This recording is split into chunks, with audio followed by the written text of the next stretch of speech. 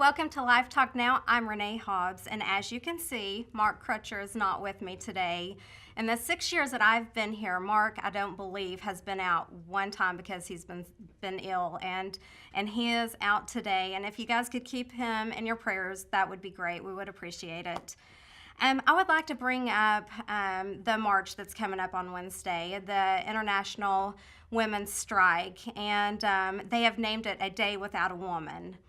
And there's a few concerns with that, obviously, with the feminist movement and the unfairness, the victims that they portray themselves as. And that day, they want women to take off work, not wear red, and not to shop that day. And if they shop, they need to go to women-owned retail stores. And they've also, if they're married and they have children, they've also requested that their husbands take care of the household duties and the children. And what does this teach our children? What does this say to them exactly? That mom's out of pocket because she's a woman? Or in the Bible, it specifically says in Genesis that God has created us to be his helper. We are his helper. He also said that we are to be head over all of creation together as one, and that's a beautiful thing.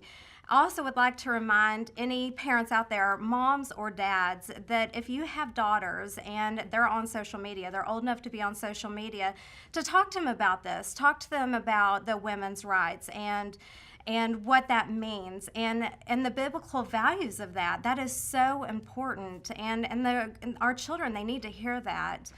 And an important thing I'd like to bring up as well is the George Soros, the eugenicist in this world right now, the rich, wealthy people, the Gates, they are funding this just like they did with everything else. They bring droves of people in by plane, by buses, and so they are a very well-funded organization.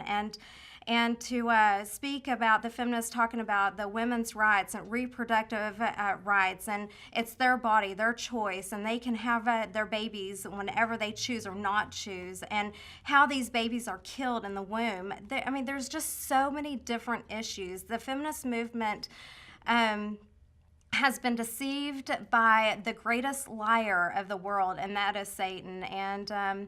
And if we can just all be in prayer for that, and fast if you feel led to do that, that this movement, this nation will turn around and be what it's supposed to.